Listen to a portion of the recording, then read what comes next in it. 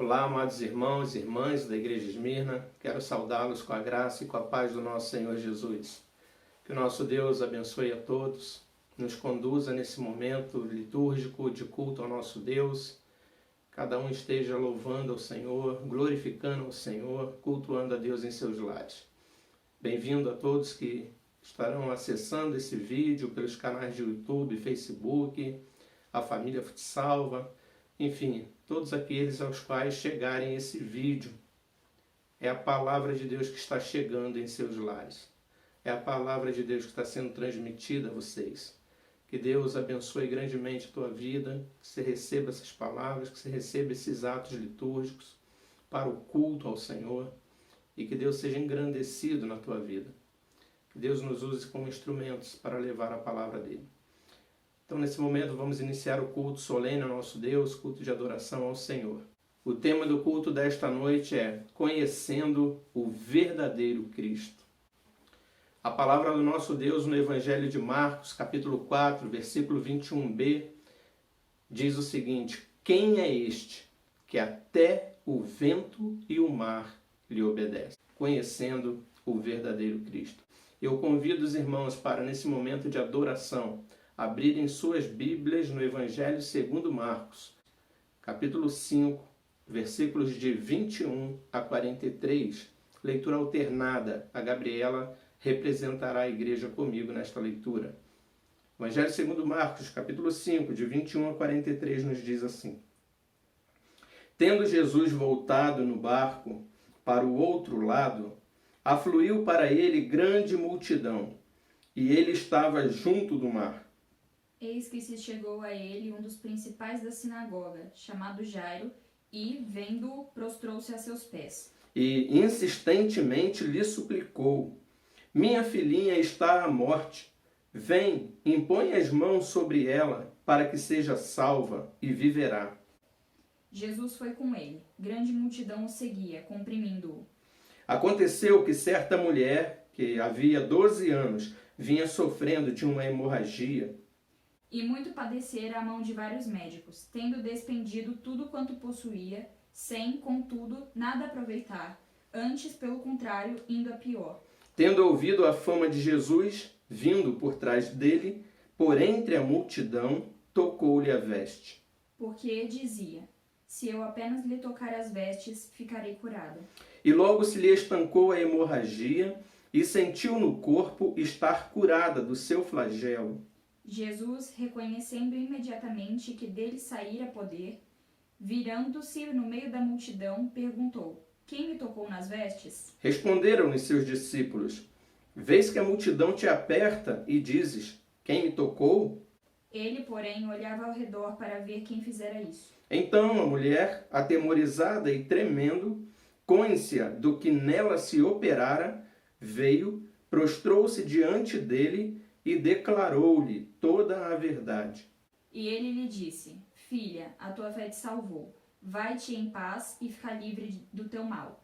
Falava ele ainda, quando chegaram alguns da casa do chefe da sinagoga, a quem disseram: Tua filha já morreu, por que ainda incomodas o mestre? Mas Jesus, sem acudir a tais palavras, disse ao chefe da sinagoga: Não temas, crê somente. Contudo, não permitiu que alguém o acompanhasse, senão Pedro e os irmãos Tiago e João. Chegando à casa do chefe da sinagoga, viu Jesus o alvoroço, os que choravam e os que pranteavam muito. Ao entrar, lhes disse: Por que estáis em alvoroço e chorais? A criança não está morta, mas dorme. E riam-se dele. Tendo ele, porém, mandado sair a todos, tomou o pai e a mãe da criança e os que vieram com ele e entrou onde ela estava. Tomando-a pela mão, disse: Talitá cumi, que quer dizer: Menina, eu te mando, levanta-te. Imediatamente a menina se levantou e pôs-se a andar, pois tinha 12 anos. Então ficaram todos sobremaneira admirados. Mas Jesus ordenou-lhes expressamente que ninguém o soubesse e mandou que dessem de comer à menina. Eu destaco o verso 41, final do verso 41, Menina, eu te mando, levanta-te. Conhecendo o verdadeiro Cristo. Quem é este que até o vento e o mar lhe obedecem? Vamos orar ao nosso Deus uma oração de adoração, porque Ele enviou o Cristo, o seu Filho ungido de Deus, para nos salvar. Peço a Gabriela que nos conduza nessa oração. Senhor, meu Deus, muito obrigada, Pai, por mais esse dia, mais essa chance, Pai, de Te adorar, mesmo que longe, Pai, da Tua Amém, casa, Senhor. mas reunidos no Teu corpo, Pai, em espírito, para Te agradecer, Pai, para Te louvar, Te bendizer e dizer o quão grande Tu és, Pai. Amém, Senhor. Muito obrigada, Pai, por essa chance de nós estarmos passando por tudo isso e ver a Sua mão maravilhosa agindo em cada detalhe, Pai. Só o Senhor Amém, consegue Jesus. fazer isso e nós cremos, Pai, que só o Senhor pode nos colocar e nos tirar dessa situação, Pai. E é o Sim, Senhor Deus. quem faz tudo da melhor maneira, do jeito que o Senhor mesmo já anteviu, Pai. E obrigada por isso, Pai. Nós acreditamos que o Senhor tem o melhor para as nossas vidas, independente das situações, Pai. Amém, Senhor. Nós cremos que o Senhor é grande o suficiente, poderoso para guiar Amém, as nossas Jesus. vidas, Pai. E por isso nós estamos aqui para Te bendizer e glorificar o Teu nome, Pai. E dizer Amém, Senhor. que Tu és o único da nossa vida, Pai. Amém, O único em quem Jesus. nós podemos confiar, o único em quem nós podemos depositar a nossa esperança, a nossa fé, Pai. Amém, Porque Pai. só Tu tens as palavras de vida eterna, Pai. Nós Aleluia. cremos nisso, Pai. Amém. Muito obrigada pelo que o Senhor fez e faz nas nossas vidas todos os dias, Pai. Amém, Senhor. O Obrigado. Senhor é grande e tem nos provado isso a cada momento, Pai. Por mais Obrigado, difíceis que Deus. sejam as situações, o Senhor sempre esteve lá e nós cremos que sempre estará, Pai. Amém, Senhor. Muito obrigada, Senhor, por tudo que o Senhor tem nos dado na nossa vida, desde as coisas do dia a dia até uma oração que nós fazemos há anos, Pai. E o Senhor nos responde, Pai, da melhor maneira, do jeito Obrigado, que o Senhor quer para as nossas vidas, Pai. Obrigado. Muito obrigada por tudo que o Senhor é e por tudo que o Senhor faz, Pai. Em nome de Jesus, essa é a minha oração de louvor a Ti, Pai. Amém. Amém. Jesus. Amém. Senhor. Ainda em adoração ao nosso Deus, vamos louvá-lo com o hino Sossegai, hino 254 do nosso Inário Novo Cântico. Louvemos ao nosso Deus em adoração a Ele.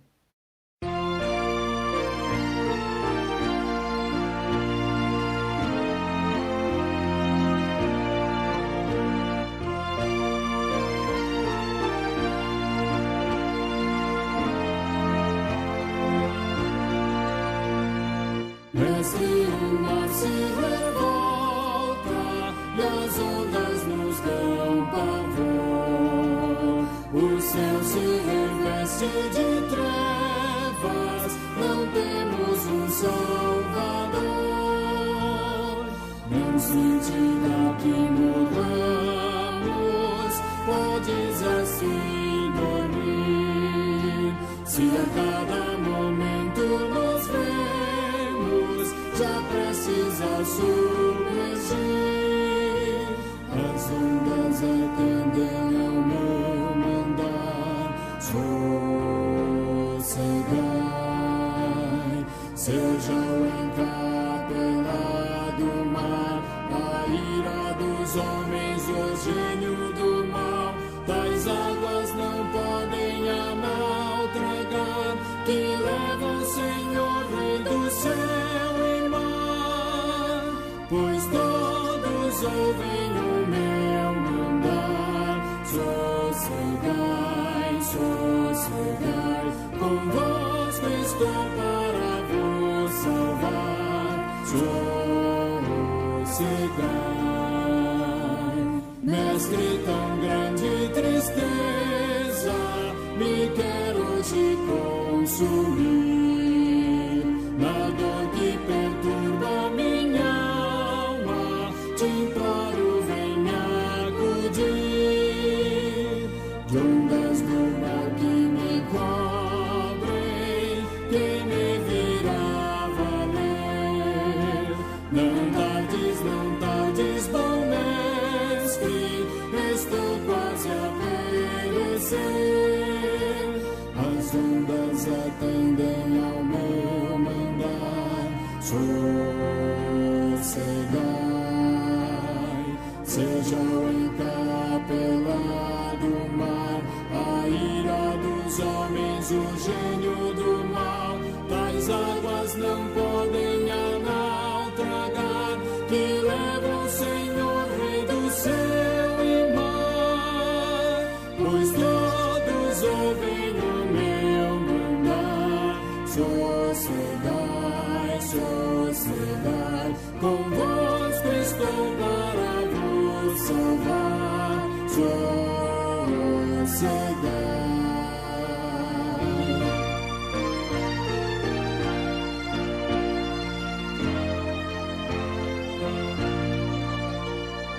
Mestre, chegou a bonança, em paz vejo o céu e o mar, o meu coração goza calma, que não poderá findar.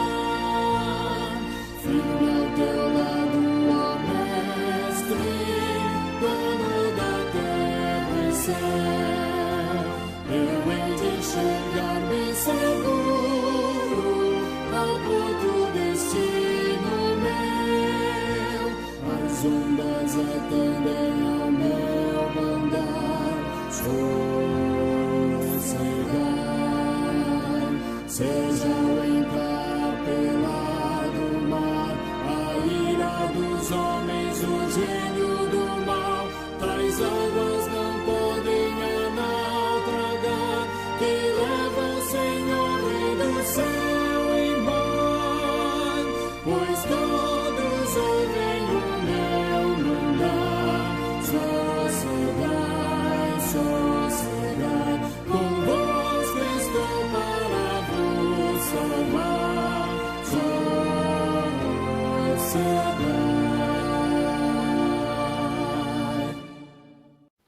Queridos, chegamos agora ao momento de contrição e confissão de pecados, momento solene também no nosso culto, momento de quebrantamento, momento de colocar-nos na presença do nosso Deus, em reconhecimento dos nossos pecados, das nossas falhas, momento em que chegamos na presença de Deus humildes, pedindo-lhe pelo seu perdão, confessando-lhe os nossos pecados, momento de estarmos chegando ao trono da graça, ao trono da misericórdia, clamando a Deus, confessando a Ele os nossos pecados. Eu quero convidá-los a abrirem suas Bíblias no Evangelho segundo Mateus. Faremos a leitura alternada do capítulo 4, versos 12 a 17. Evangelho segundo Mateus, capítulo 4, de 12 a 17. Leitura alternada. Ouvindo, porém, Jesus que João fora preso, retirou-se para a Galiléia. E, deixando Nazaré, foi morar em Cafarnaum, situada à beira-mar, nos confins de Zebulon e Naftali, para que se cumprisse o que fora dito por intermédio do profeta Isaías. terra de Zebulon, terra de Naftali, caminho do mar, além do Jordão, Galiléia dos gentios. O povo que jazia em trevas viu grande luz, e aos que viviam na região de sombra da morte, resplandeceu-lhes a luz. Daí por diante passou Jesus a pregar e a dizer: arrependei-vos, porque está próximo o reino dos céus. E eu destaco o final desse verso 17, palavra do Senhor Jesus. Qual era a pregação de Cristo? A mesma de João Batista. Arrependei-vos, é chegado o reino dos céus. Ou arrependei-vos, porque está próximo o reino dos céus. E esta é a palavra de Cristo para nós hoje. Arrependei-vos. Coloque-se na presença do Senhor nesse momento. Vamos orar ao Senhor, confessando a Ele os nossos pecados em arrependimento sincero diante do nosso Deus. Oremos ao Senhor. Diante da Tua presença, ó Deus, nós nos encontramos em culto solene a Ti, adoramos o Teu nome, louvamos ao Senhor pelos Teus poderosos feitos. O hino cantado, ó Deus, o texto já lido, mostra a Tua grandeza, mas também mostra, ó Deus, de verdade, a necessidade do arrependimento do Teu povo. Ó Deus, nós chegamos diante da Tua presença arrependidos, contritos, porque sabemos que somos pecadores, somos indignos, somos falhos. E somente a Tua graça, ó Deus, é capaz de nos salvar, é capaz de nos justificar. E por isso, ó Pai, nós chegamos na Tua presença e te pedimos. Perdoa, Pai, os nossos pecados. Nos arrependemos, ó Pai, dos nossos erros, das nossas falhas, das nossas iniquidades. E sabemos que isso, ó Deus, é uma afronta à Tua santidade. Mas somos pecadores, o Senhor é santo, o Senhor é perfeito. E só podemos chegar diante da Tua presença realmente arrependidos, contritos, suplicando a Tua misericórdia, a Tua graça e o Teu perdão pelos méritos do nosso Senhor, do nosso Redentor, do nosso Salvador e Senhor, Jesus Cristo. Na presença dEle que nós nos dirigimos a Ti, chegamos confiados na Tua presença por meio dEle e te suplicamos, ó Deus, perdoa o pecado do Teu povo, ouça a oração do Teu povo neste lugar e atenta, Deus, para as súplicas, para os clamores. O Senhor que conhece a nossa mente, nosso coração, purifica-nos, perdoa-nos e receba o nosso culto e a nossa adoração. É a nossa oração em nome de Jesus. Amém. Convido os irmãos a cantarmos ao nosso Deus, fazendo deste hino a nossa oração, o hino Sinceridade, hino 74 do nosso Inário Novo Cântico. Louvemos ao Senhor com este hino.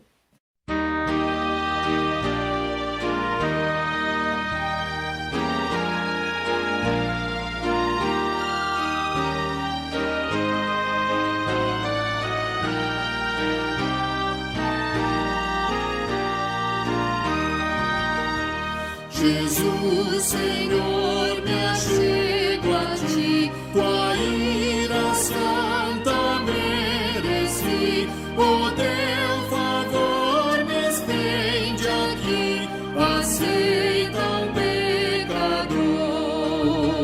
Eu venho como estou, sim, venho como estou, porque Jesus por mim morreu, eu venho como estou. As minhas culpas grandes são, mas Tu que não morreste em vão, me podes conceder perdão, aceita um pecador. Eu venho como estou, sim, venho como estou, porque Jesus por mim morreu, eu venho como estou.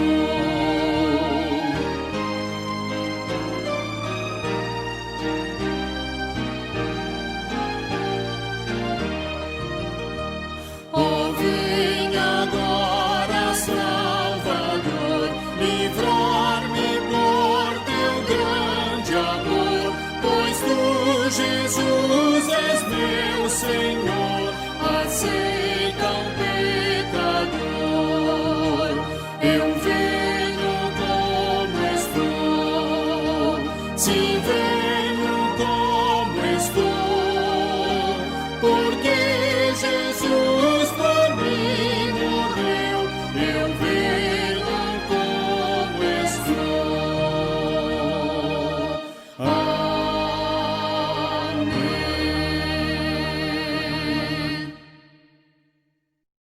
Queridos, chegamos ao momento de consagração ao Senhor, momento do nosso culto onde lemos na Sua palavra, palavras que nos chamam a uma vida de consagração, uma vida de santidade, uma vida de encorajamento a vivermos em Sua presença santa.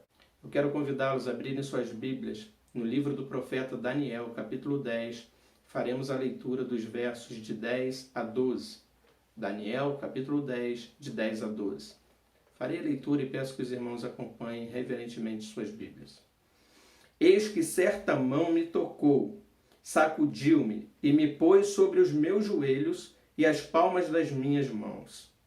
Ele me disse: Daniel, homem muito amado, está atento às palavras que te vou dizer. Levanta-te sobre os pés, porque eis que te sou enviado. Ao falar ele comigo esta palavra, eu me pus em pé tremendo.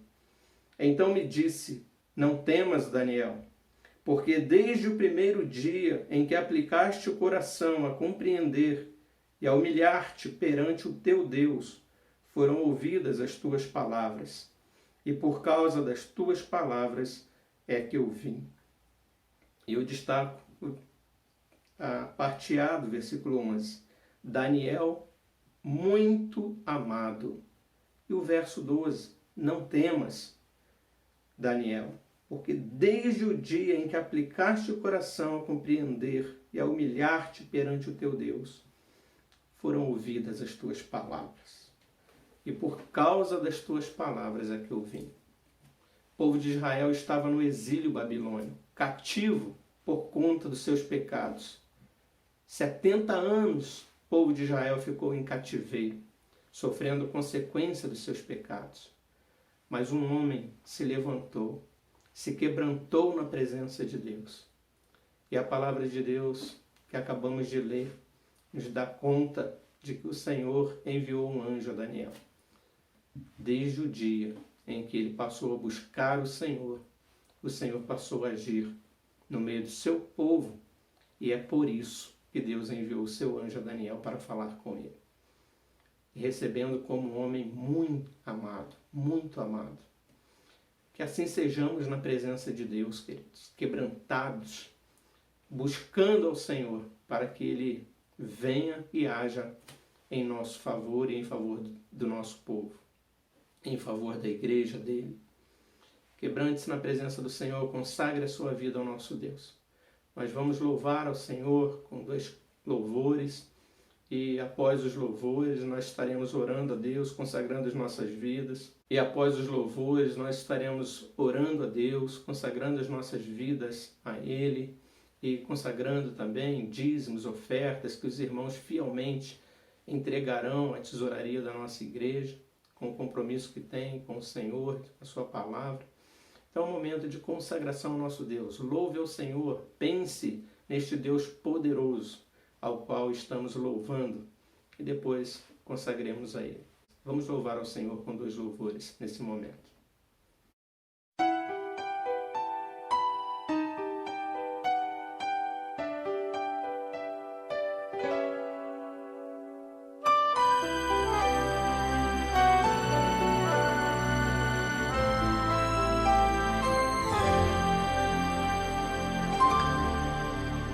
O meu Deus é o Deus do impossível. Jeová Jireh, o grande El Shaddai, que abriu o mar vermelho e ao seu povo fez passar, que da rocha água limpa fez brotar. O meu Deus é o Deus do impossível, que liberta encarcerados das prisões, faz da estéril mãe de filhos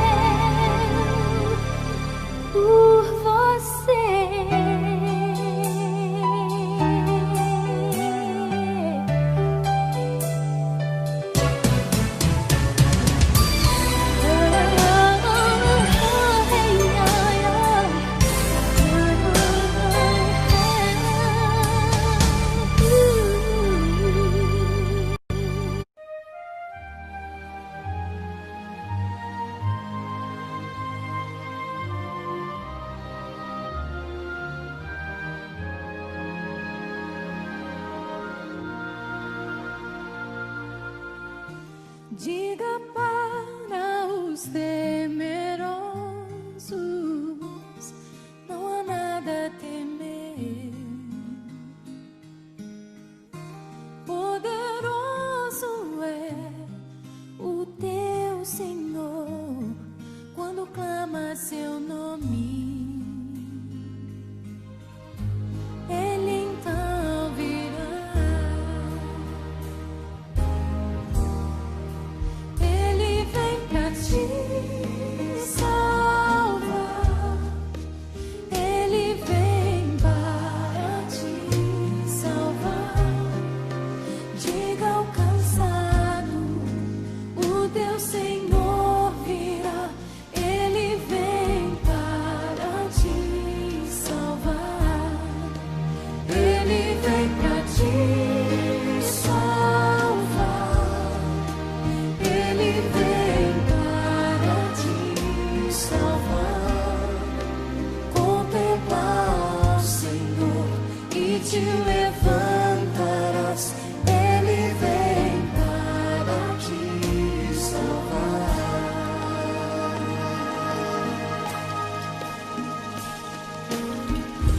Diga para os abatidos, não percam a fé. Poderoso é o teu Senhor quando clama seu nome. Ele então virá. Ele vem pra te salvar. Ele vem para te salvar. Diga ao cansado, o teu Senhor virá. Ele vem para te salvar. Ele vem pra te salvar. Ele vem para te salvar. Contemplar o Senhor e te levantarás. Ele vem para te salvar. Ele é o teu refúgio em meio às lutas. Um escudo na tempestade. Uma torre na tristeza, Fortaleza em meio à batalha. Ele vem te salvar. Ele vem para te salvar. Diga ao cansado, O teu Senhor virá. Ele vem para te salvar. ele vem para te Salvar. Ele vem, ele Ele vem. vem para te salvar. Contemplar o Senhor e te levantarás. Ele vem para te salvar. Contemplar o Senhor E te levantarás, ele vem para te salvar. Contemplar o Senhor e te levantarás. Ele vem para te salvar. Senhor, meu Deus, meu Pai, ainda na Tua presença, Pai, queremos entregar nas Tuas mãos, Pai, essa parte do culto, os dízimos e as ofertas aqui que foram depositados, Pai, da Sua maneira, Pai, no meio dessa pandemia. Que o Senhor esteja abençoando, Pai, os irmãos que continuaram fiéis à Tua palavra, Pai, Amém. querendo ajudar o templo, Senhor, querendo ajudar a casa do Senhor com Amém, os seus Jesus. dízimos e obedecendo a Tua palavra, como a Tua palavra se manda, Pai. Amém. Também quero te pedir, Pai, pelos irmãos que não conseguiram, Pai, por causa da pandemia, por motivos pessoais, que o Senhor conhece o coração, que o Senhor sabe as motivações do nosso coração, Pai, e que sabe que estão com dificuldade, Pai. Que o Senhor toque na vida deles, Pai, toque na condição deles, Pai. Amém. Que o Senhor possa estar modificando, transformando, ajudando, Pai, da maneira melhor possível, Pai. Que nós, os irmãos da igreja, consigamos ajudar uns aos outros, Pai, quando faltar para alguém. E Amém. Que assim o seu reino seja fortalecido, Pai, Amém, entre os irmãos. Amém. E a nossa relação contigo, Pai, não esfrie, Pai, mas Amém, que Jesus. apenas cresça, Pai, cada vez mais. Amém, Que nós Jesus. possamos nunca esquecermos da importância do dízimo, Senhor, na Tua igreja. E que isso seja usado da melhor maneira possível, Pai. Que isso seja feito para a honra e glória do Teu nome, Pai, Amém, unicamente, não para a nossa própria glória, Pai. Amém, Senhor. Que o Senhor esteja colocando agora os nossos corações, os nossos ouvidos bem abertos, Pai, para receber a Tua palavra. Amém, Esse é o momento Jesus. que nós vamos estudar a Tua palavra, Pai, e entendê-la melhor, mais profundamente. E que os nossos corações estejam voltados apenas para Ti nesse momento, Pai. Amém, Que nós Senhor. possamos entender cada palavra, que nós possamos absorver o Teu ensinamento para nós hoje, Pai. Amém, meu Em Pai. nome de Jesus é o que eu te peço. Amém. Amém, Senhor. Meus amados irmãos, esse momento que chegamos de edificação, momento de ouvirmos a palavra do nosso Deus, momento tão solene no nosso culto, momento da leitura e da exposição do texto sagrado. Convido a todos que abram suas Bíblias, acompanhem a leitura e a exposição do texto atentamente. Abra sua Bíblia no Evangelho segundo Lucas, capítulo 9. Faremos a leitura dos versos 18 a 27. Evangelho segundo Lucas, capítulo 9, leitura dos versos 18 a 27. Esse será o texto da nossa exposição nessa noite. Ouça atentamente a palavra do nosso Deus. Estando ele orando à parte, achavam-se presentes os discípulos, a quem perguntou: quem dizem as multidões que sou eu? Responderam eles: João Batista, mas outros Elias, e ainda outros dizem que ressurgiu um dos antigos profetas. Mas vós, perguntou ele, quem dizeis que eu sou? Então falou Pedro e disse: És o Cristo de Deus. Ele, porém, advertindo-os, mandou que a ninguém declarassem tal coisa, dizendo: é necessário que o Filho do Homem sofra muitas coisas, seja rejeitado pelos anciãos, pelos principais sacerdotes e pelos escribas, seja morto e no terceiro dia ressuscite. Dizia a todos: se alguém quer vir após mim, a si mesmo se negue, dia a dia tome a sua cruz e siga-me. Pois quem quiser salvar a sua vida, perdê-la-á. Quem perder a vida por minha causa, esse a salvará. Que aproveita ao homem ganhar o mundo inteiro se vier a perder-se ou a causar dano a si mesmo? Porque qualquer que de mim e das minhas palavras se envergonhar, dele se envergonhará o Filho do Homem, quando vier na sua glória e na glória do Pai e dos santos anjos. Verdadeiramente vos digo, alguns há dos que aqui se encontram, que de maneira nenhuma passarão pela morte até que vejam o reino de Deus. Versículo 20, Jesus faz uma pergunta muito interessante. Mas vós, quem dizeis que eu sou? Quem é Jesus para você, meu irmão? Esse é o tema do sermão desta noite. Quem é Jesus para você? A resposta a esta pergunta, uma resposta sincera, não dita apenas sem pensar, mas uma resposta reflexiva, honesta, sincera a esta pergunta: Jesus é para mim.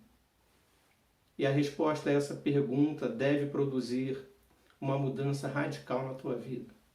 Se essa resposta lhe for sincera, ela deve produzir uma mudança radical na tua vida, uma transformação gloriosa. E é sobre isso que nós queremos falar nesta noite. O tema do culto é conhecendo verdadeiramente a Cristo. E o tema da mensagem é: quem é Jesus para você? Esta é a resposta que Jesus quer obter dos seus discípulos. Mas vós, quem dizeis que eu sou? O que eu sou para vocês?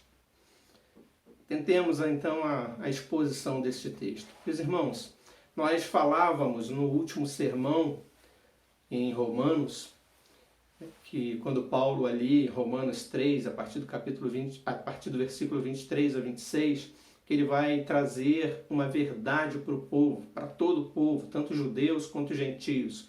Todos pecaram, destituídos estão da glória de Deus. Ou seja, todos carecem da glória de Deus, todos carecem da graça de Deus.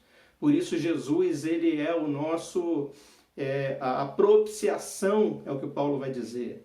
Ele se ofereceu a si mesmo como propiciação pelos nossos pecados. Então Paulo naquele momento está dizendo, mas agora se manifestou a justiça de Deus. Não pela lei, mas a justiça de Deus. Sem lei se manifestou a justiça de Deus. Deus então vem para trazer a sua graça, para ele se fazer pecado por nós. Ele envia Jesus para ser a propiciação pelos nossos pecados, para que Cristo se fizesse pecado por nós. A condição que ali Paulo coloca naquele texto, conforme nós vimos, é ser justificado para ter parte com Deus, mas isso se dará para aqueles que creem.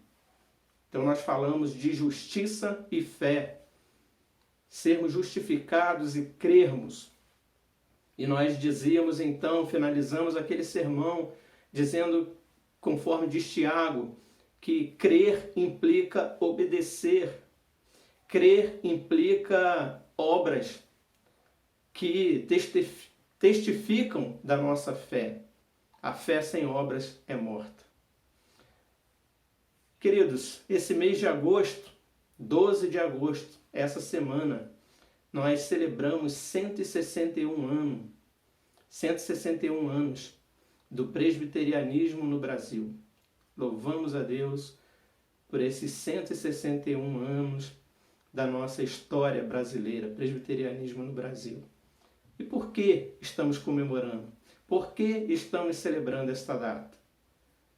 E ao lermos a história, nos dá conta de que um jovem com 26 anos de idade,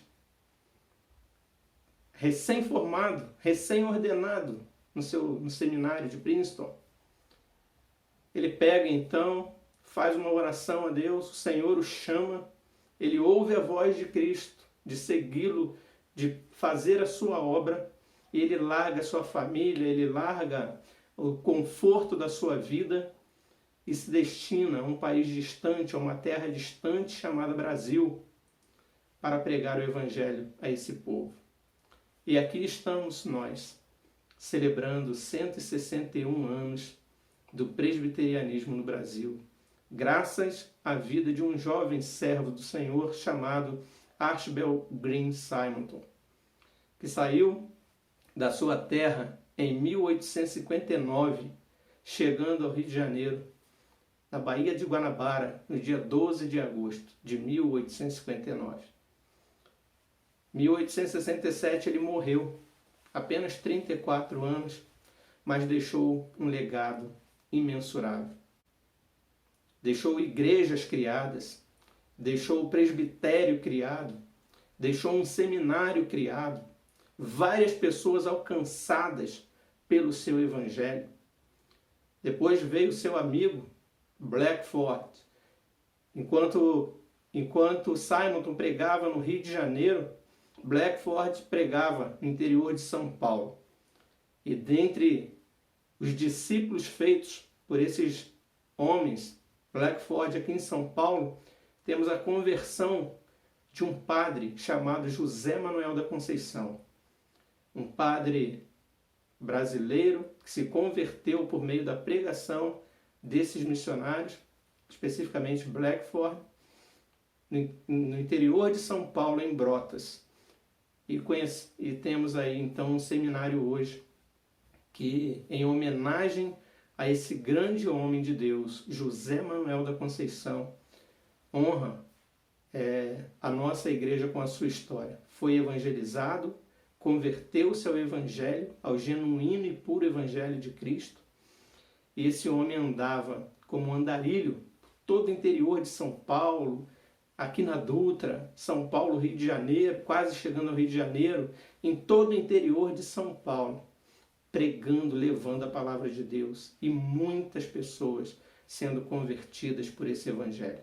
Notem, num resumo breve da nossa história da Igreja Presbiteriana, como que a atitude de um jovem que deixa os Estados Unidos, vem aportar na Baía de Guanabara, do Rio de Janeiro, transforma um país, transforma uma sociedade, ou pelo menos uma parte desse país. E hoje nós temos a imensa Igreja Presbiteriana Brasileira. Tantos missionários hoje nós exportamos, estão aí espalhados pelo mundo, levando a palavra de Deus. Mas tudo começou com um jovem que ouviu a palavra do Senhor e seguiu. Esse texto ele vai falar, é uma conversa, é um diálogo de Jesus com os seus discípulos. Qual é o contexto? Os irmãos se lembram que Jesus atravessou da cidade deles, Cafarnaum, Galiléia, e foi lá para os Gerazenos. Chegando lá, ele expulsou, livrou o homem dos demônios, e aqueles demônios foram lançados aos porcos. Marcos capítulo 5, versículo 13, vai dizer que eram cerca de 2.000 porcos. E se lançaram, se precipitaram ao mar, todos aqueles porcos morreram, e Jesus faz aquele milagre, deixa aquele homem ali livre, deixa aquele homem plenamente são, perfeito, mas diz para ele, vai e diz à tua comunidade o que eu fiz por você. Aquele homem queria seguir a Jesus, mas Jesus disse para ele, fica na tua cidade e fala do que foi feito na sua vida. Então Jesus atravessa, Jesus volta para a sua cidade, Galiléia, Cafarnaum. Então é onde a gente entra nesse capítulo 9. E Jesus então ali, ele manda que seus discípulos saiam pelas aldeias, pelos lugares, pelas redondezas, pelas cidades circunvizinhas, e preguem e levem o evangelho do arrependimento. Arrependei-vos, é chegado o reino dos céus. Vocês precisam se arrepender de seus pecados. E eles pregavam então naquelas aldeias, e o texto vai dizer que Jesus deu a eles poderes de curas, e muitas curas eles fizeram em nome de Jesus. E isso próprios apóstolos ali, os seus discípulos, estavam maravilhados, que ao orar pelas pessoas, que ao colocar-se ali em intercessão por elas, elas eram curadas. E esses apóstolos, eles voltam radiantes para falar para Cristo tudo aquilo que havia acontecido, mas nesse ínterim, quando eles retornam, já havia acontecido a prisão de João Batista. Herodes, estimulado por Herodias, a sua esposa, já havia decapitado João Batista. João Batista havia sido decapitado, havia sido morto por conta de pregar o evangelho. E os discípulos chegam todos animados e Jesus traz para eles então essa triste notícia de que João Batista havia sido morto, perseguido por conta de pregar o evangelho. Então eles se afastam, vão para Cesareia de Filipe, cerca de 40 quilômetros, e chegando lá, diz o texto nosso, que Jesus se retira à parte com os seus 12 discípulos, e é aí onde começa o nosso texto. Então essa é a situação. Jesus era conhecido, havia realizado grandes feitos. Seus discípulos estavam maravilhados pelas curas que realizaram. No entanto, um de seus companheiros, precursor de Jesus, João Batista, já havia sido decapitado por Herodes, que estava à sua procura. dentro desse contexto, é dentro desse cenário que nós vamos aprender o que Jesus requeria dos seus discípulos. Jesus perguntou: quem dizem as multidões que eu sou? O que eu sou para as multidões, para o povo? Então a primeira pergunta de Jesus, é o primeiro ponto deste sermão, é: quem é Jesus para o mundo? Então o verso 18 vai nos dizer o seguinte: estando ele orando à parte, achavam-se presentes os discípulos, os 12 discípulos, a quem perguntou: quem dizem as multidões que sou eu? Responderam eles: João Batista, mas outros, Elias, e ainda outros dizem que ressurgiu um dos antigos profetas. Então, queridos, o primeiro ponto desse sermão, quando eu pergunto para você quem é Jesus para você, notem que Jesus faz essa pergunta primeiramente querendo saber dos seus discípulos quem era ele, Jesus, para o mundo, para as pessoas de fora. E a multidão, a resposta que ele recebeu através dos discípulos, de que diziam ser ele, pela boca da multidão, daquelas pessoas que o seguiam, é que ele era talvez a reencarnação de João Batista, é que ele era talvez um dos profetas aí que tivesse ressuscitado, é que, enfim, ele poderia ser o Elias, poderia ser qualquer um. E como isso nos chama a atenção, queridos? Porque quando nós olhamos para o capítulo 4, versículo 41 de Mateus, o texto diz que até os próprios demônios que foram expulsos por Cristo sabiam quem era Jesus. Capítulo 4, versículo 41, eles confessam literalmente, os demônios: tu és o Filho de Deus. Jesus já havia curado diversos enfermos.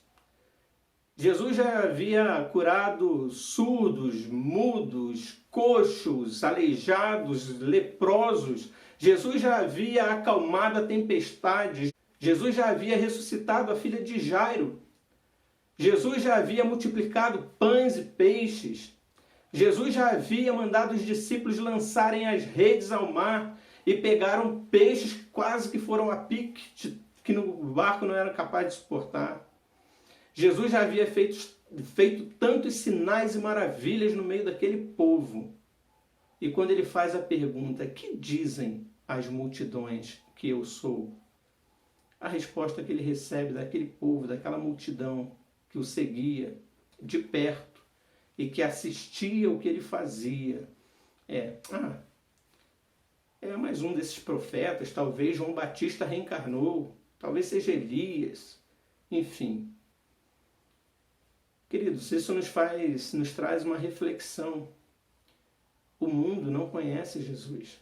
E é isso que o próprio apóstolo João, em seu evangelho, ele diz: veio para o que eram os seus, mas os seus não o receberam. O verbo estava no mundo. O mundo foi feito por intermédio dele, mas o mundo não o conheceu. Veio para o que era seu e os seus não o receberam. Mas a todos quantos o receberam, deu-lhes o poder de serem feitos filhos de Deus, a saber, aos que creem no seu nome. Lembram do sermão de Paulo? Ele veio para nos justificar, para aquele que crê no seu nome seja salvo. Então, queridos, uma coisa que esse texto nos mostra claramente é: o mundo não conhece Jesus. O mundo não conhece a Cristo. Por mais que os céus proclamem a glória de Deus, que o firmamento anuncie as obras de suas mãos, o mundo não conhece aquele que veio ao mundo para salvá-lo.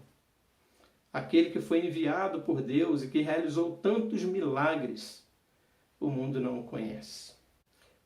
Mais para frente, no capítulo 22 aqui de Mateus, no capítulo 22, versos 41 a 46, Jesus pergunta para os fariseus, os religiosos da época. Então ele perguntou aqui para os discípulos o que as multidões diziam a respeito dele, E depois ele pergunta para aqueles religiosos da época, lá no capítulo 22. E a resposta que ele recebe dos fariseus, dos escribas, né, dos teólogos da época, dos estudiosos, que conheciam a lei de Deus muito bem, Jesus pergunta para eles de quem o Cristo esperado por eles seria feito. Essa é a pergunta que Jesus fez. O que vocês esperam do Cristo? De quem o Cristo, o Messias que vocês esperam, é filho? E a resposta dos fariseus, dos escribas, dos sacerdotes, era que ele seria o Messias esperado por eles, era filho de Davi. E a resposta que Jesus dá para eles é o que Davi falou no Salmo 110. Disse o Senhor, Yahvé, ao meu Senhor, assenta-te à minha direita, até que eu ponha os teus inimigos por estrado dos teus pés. Esse que vocês acham que seria mais um rei humano, um poderoso rei de Israel, ele não é filho de Davi, ele é senhor de Davi. Ora, como que o filho pode ser senhor do seu pai? Não. Então eles se calaram porque eles não souberam o que dizer. Obviamente que as Escrituras já profetizavam que Jesus viria da descendência de Davi. Mas o próprio Davi o confessa, esse que viria como o Senhor dele mesmo. Então o que Jesus está confrontando aqueles homens é: vocês não conhecem o Messias, vocês não conhecem quem sou eu. Vocês não sabem quem eu sou, vocês não me conhecem. Então, queridos, o mundo não conhece a Cristo. O mundo não sabe quem é Jesus.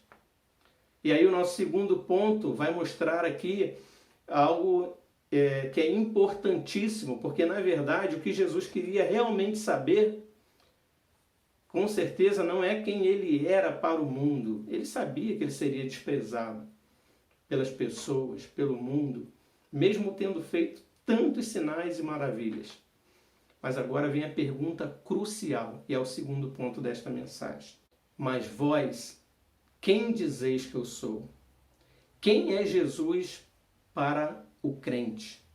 Quem é Jesus para a igreja? Observe o versículo 20. Mas vós, perguntou ele, quem dizeis que eu sou? Então falou Pedro e disse, és o Cristo de Deus. Pedro era aquele dos discípulos que era o porta-voz dos demais discípulos. Então, ao se calarem os demais, eles estavam sendo representados por meio dessa palavra de Pedro. Então, o que os discípulos, os 12, que Jesus, lembram-se que Jesus estava à parte, Jesus tinha se retirado para orar, chamou os seus 12 discípulos e foi numa conversa particular com eles que Jesus fez a primeira pergunta acerca do mundo, que nós já vimos aqui a resposta. E ali, nessa reunião com eles, Jesus faz essa segunda pergunta. Mas vós, meus seguidores, meus discípulos, a igreja, quem dizeis que eu sou? Quem eu sou para vocês? Bela resposta de Pedro, representando os demais discípulos. Tu és o Cristo de Deus. Mateus 16, 17, 19 diz o seguinte, então Jesus lhe afirmou, bem-aventurados és, Simão Barjonas, porque não foi carne e sangue que te revelaram, mas meu Pai que está nos céus. Também eu te digo que tu és Pedro, e sobre esta pedra edificarei a minha igreja, e as portas do inferno não prevalecerão contra ela. Dar-te-ei as chaves do reino dos céus. O que ligares na terra terá sido ligado nos céus, e o que desligares na terra terá sido desligado nos céus. Ali estava estabelecida a igreja de Cristo. Também te digo que tu és Pedro, e sobre esta pedra edificarei a minha igreja. Sabemos que o nome não era Pedro, era Simão, mas Jesus coloca esse codinome Pedro, significava pedra, significava algo firme. Para ali, como ele representando a igreja, ali estava estabelecida a igreja de Cristo. Todo aquele que crê em Jesus como o Cristo, como o Messias, como ungido, como enviado de Deus, deu-lhes o poder de serem feitos filhos de Deus, porque eles creram no seu nome, e ali estava estabelecida a igreja. O que ligares na terra será ligado nos céus, o que desligares na terra será desligado nos céus. Então notem, isso é muito importante quando nós observamos essa passagem, entendemos com o auxílio dos outros evangélicos que eles se complementam para mostrar que ninguém faz essa declaração se o Espírito Santo não conceder que seja feito. Só podemos declarar Jesus como Cristo, como Messias, como Filho de Deus, se o Espírito Santo de Deus nos conceder que confessemos a Ele como o nosso Senhor. Não foste carne e sangue que te revelaste, mas o Espírito Santo de Deus que te revelou. Também te digo que tu és Pedro, e sobre esta pedra edificarei a minha igreja.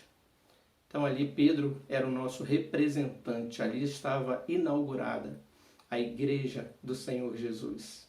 Que grande e bela declaração. Quem é Jesus para o crente? Tu és o Cristo.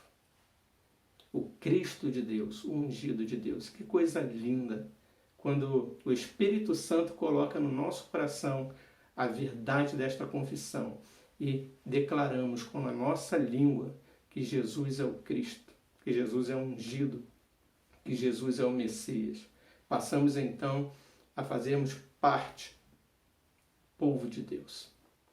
Todos quantos creram, deu-lhes o poder de serem feitos filhos de Deus, a saber, os que creem no seu nome. Então nós vimos, queridos, quem é Jesus para o mundo? Jesus para o mundo é apenas mais um homem, mas um bom homem, alguém que fez coisas boas, um grande profeta, um grande líder, um grande mestre. Mas esse não é o Cristo. O mundo não conhece quem é Jesus. E nós vimos quem é Jesus para o crente, quem é Jesus para a igreja. Tu és o Cristo de Deus. Tu és o Messias, tu és o ungido. E ao declarar isso, movido pelo Espírito Santo, todos esses que declaram dessa forma fazem parte do povo de Deus. Agora, em terceiro lugar, quais são as implicações para aqueles que reconhecem a Jesus como Cristo de Deus? Pelo menos 10 implicações aqui o texto vai nos retratar. Muito importante para nós. O mundo não conhece a Cristo. A igreja o conhece como Cristo de Deus. E o que isso implica? O que implica reconhecer Jesus como o Cristo de Deus? A primeira implicação para aqueles que confessam Cristo como o ungido de Deus é que falem dele no momento oportuno. Aquele ali não era o momento oportuno, mas é necessário que se proclame que Cristo é o ungido de Deus, que Cristo é o Messias, que seja anunciado Cristo.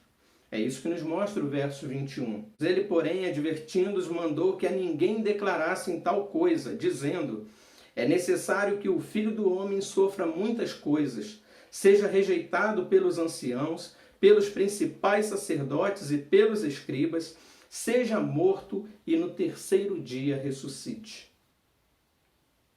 Jesus não queria que a confissão de Pedro, de que ele era o Messias, ungido de Deus, fosse espalhada por conta da visão que os judeus tinham acerca do Messias, daquele que viria. Eles tinham a ideia de que o Messias seria um político, seria um grande homem, seria um que viria para reinar, para governar. Jesus queria que essa mensagem fosse dita a eles de que ele era o Messias depois de todos os demais eventos que se viriam pela frente. Era necessário que Jesus fosse perseguido, que ele fosse morto, que fosse cumprido todas as profecias lá de Isaías 53, o servo sofredor, ele tomou sobre si as nossas dores, sobre as suas pisaduras fomos sarados. Então era necessário que acontecesse tudo isso com Cristo, para depois então ser anunciado que ele era aquele Messias, aqui no nosso texto não diz, mas lá em Mateus 16, 22 e 23, diz que Pedro, o mesmo porta-voz dos discípulos, né, que disse, tu és o Cristo de Deus, falando uma declaração tão linda e tendo um pacto ali de inauguração da Igreja de Cristo. Mas na sequência, quando Jesus diz que ele seria morto, que ele seria entregue, que ele seria escarnecido e que ele morreria, mas que ao terceiro dia ressuscitaria, o mesmo Pedro, porta-voz da igreja, porta-voz dos discípulos, porta-voz dos que creem, chama Jesus à parte e lhe diz, começou a reprová-lo dizendo, tem compaixão de ti, Senhor. Isso de modo algum te acontecerá. Mas Jesus, voltando-se, disse a Pedro, arreda, Satanás. Tu és para mim pedra de tropeço, porque não cogitas das coisas de Deus, e sim das dos homens. Notem que, imediatamente após a igreja ser estabelecida, por meio de uma declaração verdadeira, inspirada pelo Espírito Santo de Deus, no coração de Pedro, representando todos os discípulos, firmando ali uma aliança de Cristo com a sua igreja, no momento seguinte a sua igreja já o trai, pelo mesmo representante. Quando o Senhor da igreja, o Senhor Jesus vai dizer para ele, arreda Satanás. Era necessário que o Filho do Homem fosse entregue, que fosse morto, que padecesse, que cumprisse a sua missão, mas que ressuscitasse no terceiro dia. Mas Pedro ainda não havia entendido, apesar dele reconhecer Cristo como ungido, como o Messias de Deus que viria e veio, ele ainda não havia entendido a missão. Era a igreja começando a caminhar com Cristo, começando a conhecê-lo e entender, para entender então a sua missão. Então vejam, ali o Senhor já diz, arreda Satanás. Né? Bendito és Simão Barjonas, porque não foste carne nem sangue que tu revelaste, mas o Espírito Santo de Deus. E agora, arreda Satanás, porque não cogita das coisas de Deus, mas sim das coisas do mundo. Se nós não entendermos a missão do ungido de Deus, nós não conhecemos o Cristo. Até aquele momento os discípulos não aceitavam isso, então eles ainda não haviam entendido que era necessário que o ungido viesse justamente para padecer por eles, para morrer por eles, porque senão seus pecados não seriam perdoados. Então, a implicação daquele que confessa Cristo como ungido é saber que ele levou sobre si os nossos pecados, que a sua missão nesse mundo era vir para levar sobre si os nossos pecados, para morrer em nosso lugar, para pagar pelo nosso pecado. É necessário que o Filho de Deus entenda a missão do ungido de Deus, que nós só somos salvos pela justificação em Cristo Jesus. A terceira implicação nós vamos entender aqui no verso 23, que só nesse verso 23 nós vamos tirar aqui 4 implicações. 23a, é necessário estar disposto a segui-lo, e o chamado é geral. Lembre-se que Jesus chamou toda a multidão, chamou seus discípulos e fez chamado em geral para eles. Aquele que quiser vir após mim. Ou seja, chamado é geral para quem quiser segui-lo. Então, nós percebemos aqui que é necessário estar disposto. Aquele que quiser vir após mim precisa estar disposto a segui-lo. Outra implicação, a quarta implicação, é necessário não apenas estar disposto, ter vontade de segui-lo, como é necessário negar a si mesmo para segui-lo. Porque aquele que segue Cristo, ele se coloca para fazer a vontade de Cristo. É isso que o texto dizia a todos. Se alguém quiser vir após mim, a si mesmo se negue. O que é negar a si mesmo? É negar as suas paixões, é negar as suas vontades, é negar as suas prioridades, é negar o seu conforto. O Filho do Homem não tem onde reclinar a cabeça. É o que diz as Escrituras. Então, a primeira coisa, queridos, para seguir a Cristo é amar a Deus sobre todas as coisas. até sobre mim mesmo, até sobre nós mesmos. Para seguir a Cristo, a primeira coisa que nós precisamos fazer é amar a Deus sobre nós mesmos, sobre todas as coisas. E isso requer de nós negar a nossa própria vontade e priorizar a vontade de Deus. Negar a si mesmo, tomar a cada dia sua própria cruz. Ainda no verso 23. O que significa a cruz? A cruz representa morte, sacrifício. Tome a cada dia sua cruz. Então, além de você negar a si mesmo, não foi isso que Jesus fez? Ele negou a sua própria glória. Ele abriu mão dela.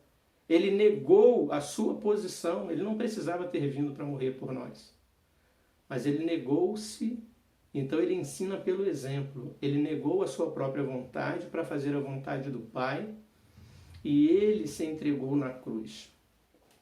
E aquele que quiser seguir a Cristo tem que saber que padecerá perseguição. A missão nesse mundo, no mundo tereis aflições. Mas eu venci o mundo. Então aqueles que quisessem vir após Cristo, eles tinham que saber disso. Eles tinham que estar dispostos a sofrer. Muitos padecerão a espada. É isso que Jesus fala para os seus apóstolos. Que chamada boa, né? Muitos de vocês morrerão. Passarão pela espada. Serão perseguidos, serão envergonhados, levarão vocês para tribunais. Então Cristo estava ensinando pelo exemplo que assim como ele seria entregue, como ele seria perseguido por Herodes, como ele padeceria, como ele morreria, padeceria pelos religiosos, pelos escribas, pelos fariseus, pelos sacerdotes, pelos saduceus, pelo povo que negaria, que cuspiria na cara dele, porque o mundo não conhece a Cristo. E aqueles que seguem a Cristo não serão reconhecidos, padecerão perseguições. Então não é apenas negar, precisa se negar, porque precisa estar disposto a sofrer, precisa estar preparado. Aí quando ele diz, tome a cada dia a sua cruz, ele mostra o seguinte, é dia a dia, queridos. Não adianta eu me converter e achar que está tudo resolvido. Só vai estar resolvido quando Cristo vier para buscar a sua igreja. No mundo tereis aflições. Aquele que quiser servir a Cristo piedosamente, diz Paulo, padecerá perseguições. Se quisermos servir a Cristo, padeceremos perseguições. Então tome a sua cruz a cada dia. Saiba que cada dia você vai sofrer por conta de negar a si mesmo e glorificar a Cristo, reconhecendo como ungido de Deus. E seguir a Jesus até o fim. Negue a si mesmo, tome cada um a sua cruz dia a dia e siga-me. Seguir a Cristo. Jesus é o caminho, Jesus é a verdade, Ele é a vida. Só Ele tem caminho para os céus. Só Ele tem o caminho para Deus. Ele é o caminho. Ninguém vem ao Pai senão por mim. Ele é o caminho. Então, aquele que quiser ir para o caminho, para chegar ao Pai, Jesus é o caminho. Precisa segui-lo. Ele está fazendo a referência a todos aqueles. As multidões são todos os que ouvem a palavra de Deus. Quiserem seguir a Jesus, devem negar a si mesmos e segui-lo. A sétima implicação é entender que não há salvação fora de Cristo. Precisamos ser salvos por Cristo. Versículo 24. Pois quem quiser salvar a sua vida, perdê-la-á. Quem perder a vida por minha causa, esse salvará. Não há salvação sem Cristo. Só há salvação nele. Então a implicação para aqueles que reconhecem a Jesus como Cristo é entender que não há salvação fora dele. A oitava implicação, reputar por perda todo o ganho que o mundo possa te oferecer. Que aproveita ao homem ganhar o mundo inteiro se vier a perder-se ou causar dano a si mesmo? Paulo diz, reputei por perda tudo por amor a Cristo. Que adianta o homem ganhar o mundo inteiro e perder a sua alma? E a pergunta de Marcos, que daria o homem pela sua alma? Então, queridos, que implica reconhecer Cristo como ungido de Deus? reputar toda a riqueza, toda a beleza desse mundo por perda, por amor a Cristo. A nona implicação: precisa ter orgulho de pertencer ao Filho do Homem e não se envergonhar dele. Vai dizer o texto: porque qualquer que de mim e das minhas palavras se envergonhar, dele se envergonhará o Filho do Homem quando vier na sua glória e na do Pai e dos santos anjos. Você precisa ter orgulho do Filho do Homem. Você precisa ter orgulho de falar que é cristão. Você precisa ter orgulho de dizer que você é crente, que você faz parte do povo de Deus, que agora você é filho de Deus.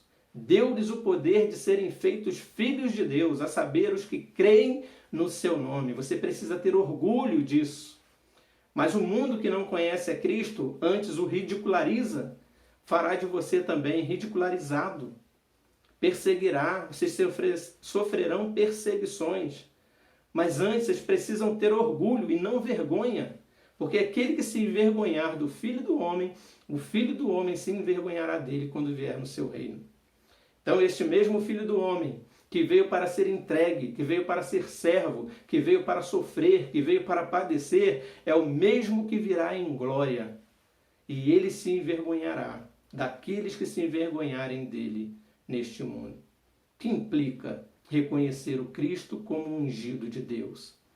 Implica honrá-lo. Implica ter glória nele, ser gloriado nele, ter a sua glória nele, reconhecê-lo, ter orgulho de ser feito filho de Deus. E bendizê-lo, glorificá-lo neste mundo, exaltá-lo. Para isso é necessário vida com ele. É preciso reconhecê-lo. É preciso estar junto dele, conhecê-lo como ele realmente é. Isso é temer a Deus. E por último, a 10ª implicação: estar preparado para encontrá-lo em seu reino, porque pode ocorrer antes da nossa morte. Veja o verso 27. Verdadeiramente vos digo, alguns há dos que aqui se encontram, que de maneira nenhuma passarão pela morte, até que vejam o reino de Deus. Os comentaristas vão falar que na sequência do texto, ali Jesus conduz a Pedro, Tiago e João para o monte chamado do Monte da Transfiguração, onde ali Deus se manifesta, se revela, anunciando Cristo como eleito, como seu Filho amado, dizendo a ele ouvir. E ali é manifestada a presença de Elias, de Moisés, representando a lei e os profetas. E esses apóstolos, esses discípulos tiveram o privilégio de ver isso. Entanto, o Senhor Jesus, ao descer do monte, disse que para eles também não falassem isso, não contassem isso para ninguém.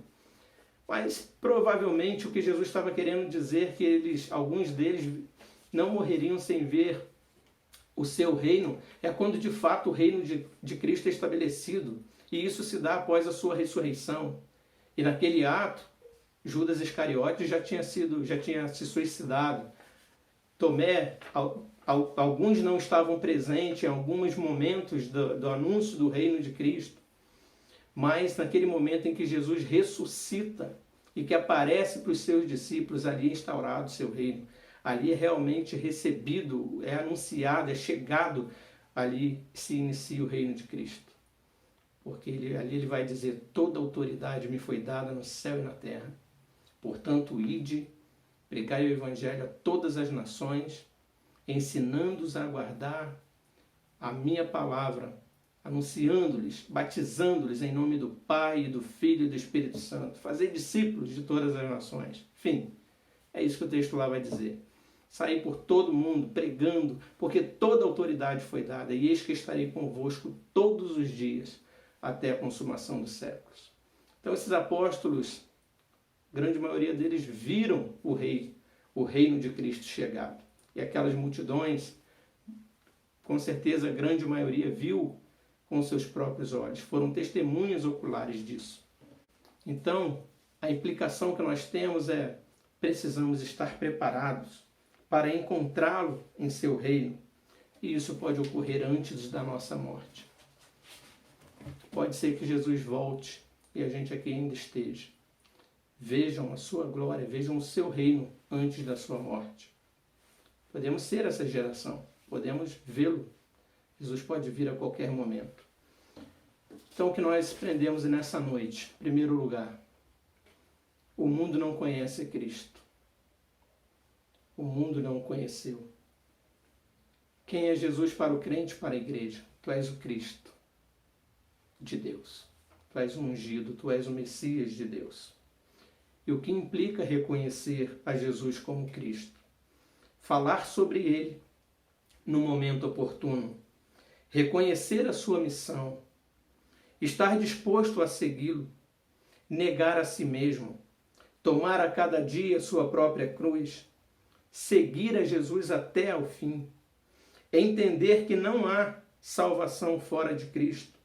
Precisamos ser salvos por Cristo.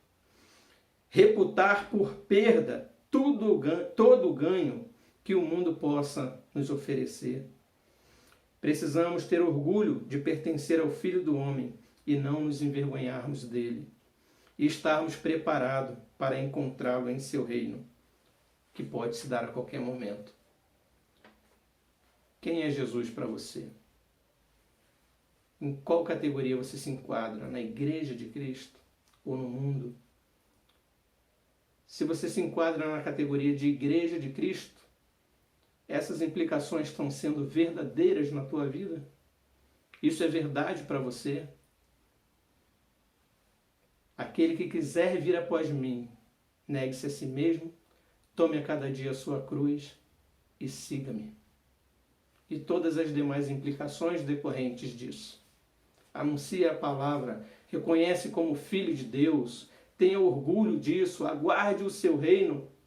Não se envergonhe do Evangelho jamais. Proclame-o dia a dia. Fale de Deus, fale de Cristo, fale que Ele é ungido, fale que Ele é o Messias prometido. Fale que só há salvação por intermédio dEle. Isso é ser discípulo, isso é crer, isso é ser igreja. Eu quero terminar com uma frase de John Wesley que diz: a conversão tira você do mundo, a santificação tira o mundo de você. Sede santos, porque eu sou santo. Não basta sermos convertidos, precisamos de santificar-nos dia a dia. Tome a sua cruz a cada dia e siga-me.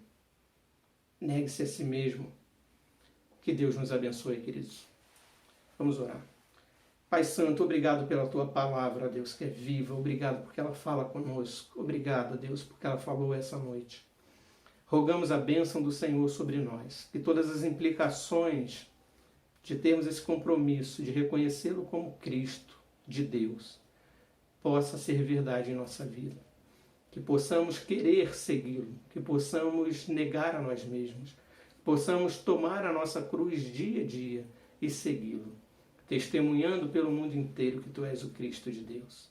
Louvado seja o Teu nome, pela Tua graça e pela Tua misericórdia. Que seja Cristo conhecido e nós como instrumento, como luz do mundo e sal da terra. Ó Deus, usa-nos com poder e graça. É a nossa oração em nome de Jesus. Amém.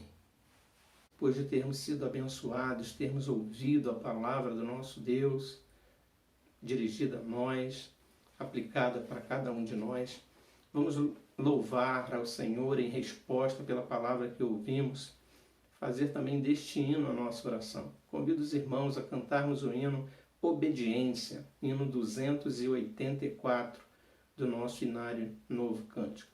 Faça desse hino a sua oração, meditando nas palavras que ouvimos nessa noite. Após o hino, teremos a oração final, a impetração da bênção e o Amém Tríplice. Louvemos ao nosso Deus.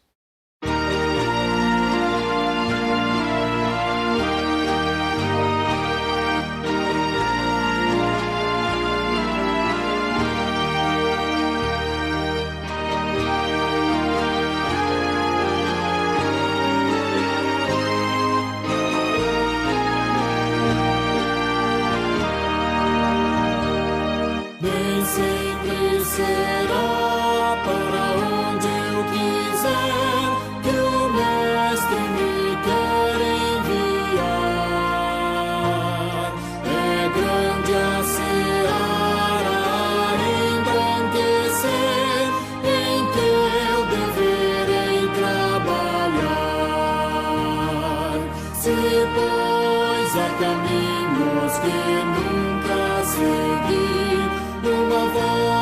só chamar-me eu ouvi. Direi, meu Senhor, confiado em ti, estou pronto ao teu mando seguir. Estou pronto a fazer o que queres, Senhor, confiado no teu poder. Estou pronto a dizer o que queres, Senhor, sempre a ti pronto a obedecer. Palavras terás de amor e perdão, que aos outros eu deva levar. No triste caminho do vício estão perdidos que eu dever buscar. Senhor, se a tua presença real meu trabalho há de fortalecer, darei a mensagem bem firme e leal. Estou pronto a cumprir teu querer. Estou pronto a fazer o que queres, Senhor, confiado no teu poder. Estou pronto a dizer o que queres, Senhor, sempre a ti pronto a obedecer.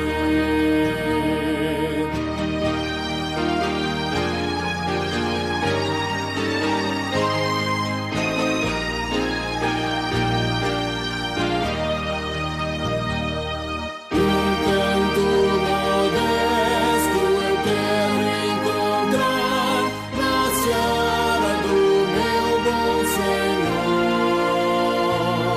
Enquanto for vivo eu vou trabalhar em prova do meu grande amor.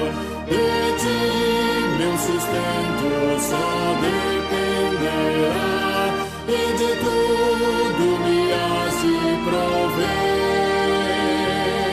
A tua vontade a minha será.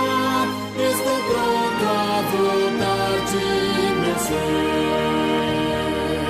Estou pronto a fazer o que queres, Senhor, confiado no teu poder. Estou pronto a dizer o que queres, Senhor, sempre a ti pronto a obedecer. Amém.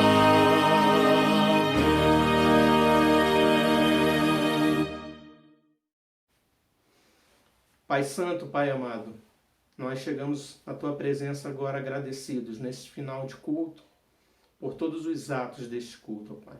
Por cada palavra lida, por cada hino cantado, por cada louvor ministrado, pela leitura e a exposição da Tua santa palavra, pelo hino que acabamos de cantar, consagrando a nossa vida na Tua presença, para que o Senhor nos use, ó Deus, como instrumentos do Senhor para o Teu reino, e que estejamos prontos, ó Pai, a Te obedecer, realmente, com o coração disposto a Te servir na Tua obra, ó Deus.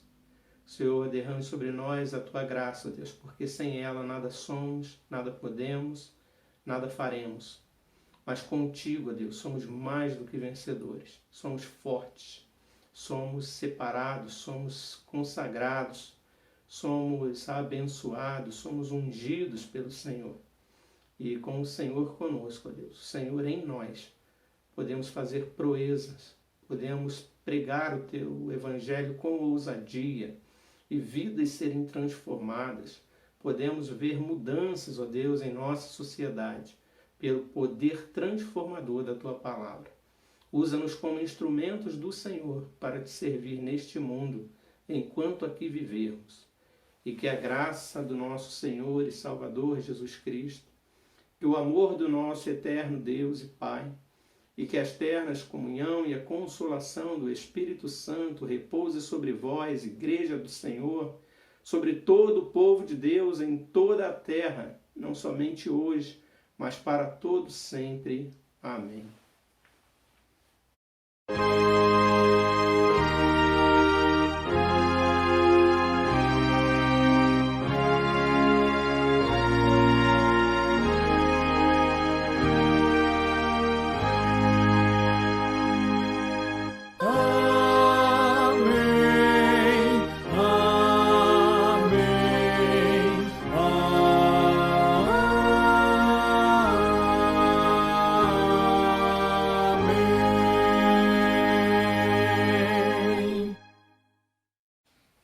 Queridos, assim está encerrado o culto desta noite.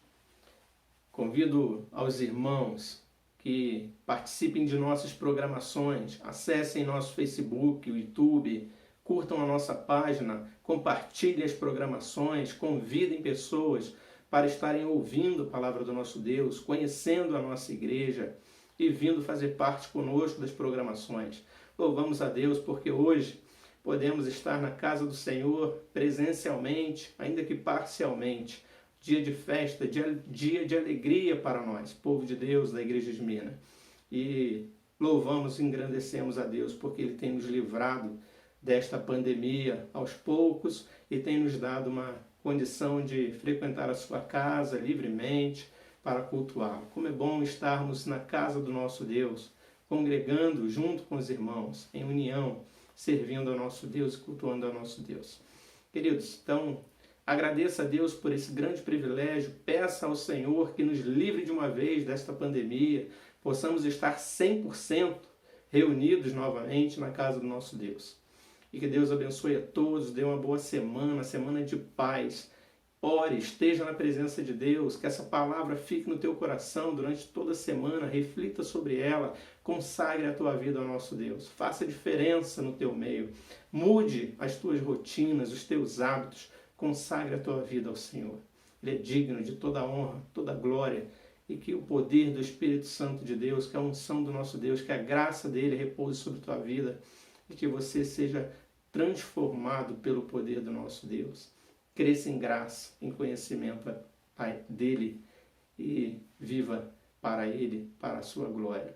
Deus nos abençoe, dê uma boa semana a todos, aguardo vocês, nosso estudo bíblico às sextas-feiras, 19h30, o que somos, o que fazemos, também como na Escola Dominical, 10 horas da manhã, transmissão online pela Igreja Presbiteriana Betel.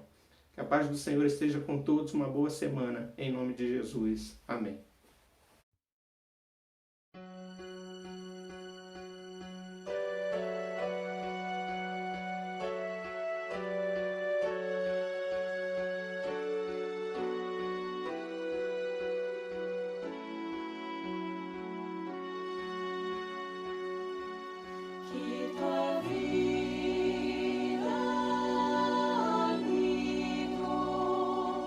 Seja sempre